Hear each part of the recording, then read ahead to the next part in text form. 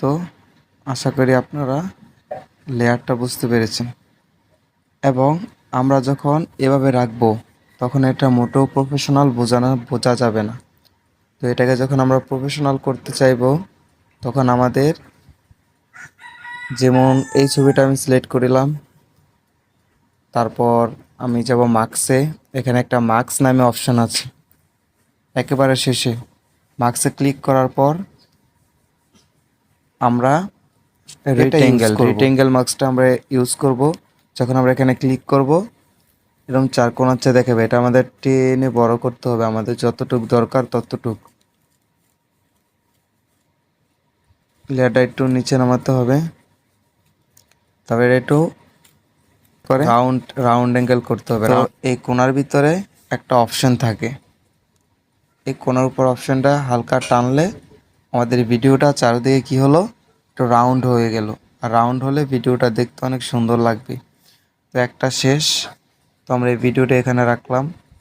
দ্বিতীয় লেয়ারের ভিডিওটা আমরা ক্লিক করি। ক্লিক করার পর সেম একই স্টাইল, একেবারে শেষে মার্কস লেখা আছে, মার্কসে ক্লিক করব। মার্কসে ক্লিক করার পর রাইট অ্যাঙ্গেলে ক্লিক করব। ক্লিক করার পর একইভাবে একটু উপরে নিচে বাড়িয়ে নেব, ওর ডানে ভাবে বাড়িয়ে নেব। আর এই কোণার ভিতরে যে অপশানটা আছে সেই অপশানটার ভিতরে হালকা টানবো। টানার পর এটা রাউন্ড হয়ে যাবে। তারপরে ওকে বাটনে ক্লিক করব। এটা ওকে। এবার একটু ঠিক মতো দেখে নিই যে ঠিক আছে কিনা। মনে করেন এটা আমার মেন ভিডিও। আমার এই মেন ভিডিওটা আবার আমি আগের মতো বড় করে নিচ্ছি। বড় করে নেওয়ার পর এবার দেখুন আমি এই ছবিটা ক্লিক করলাম, ছবিটা একটু প্রফেশনাল লুকে দেখাচ্ছে।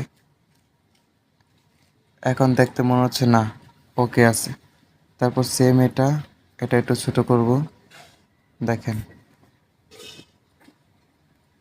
যখন আমরা ভিডিওটা একটু প্লে করব তখন Start my video. I am Shahadat Hussain. আজকে আমি আপনাদের সাথে আরেকটি বিষয় আলোচনা করব। আশা করি আপনারা লেয়ার আর মাস্কিং সম্পর্কে বুঝতে পেরেছেন। না বুঝতে পারলে কমেন্টে জানাবেন, আমি আপনাদের আরও সহজভাবে বোঝানোর চেষ্টা করব। আজকে এই পর্যন্তই। পরের পার্ট দেখার জন্য লাইক, কমেন্ট এবং সাবস্ক্রাইব করে রাখবেন।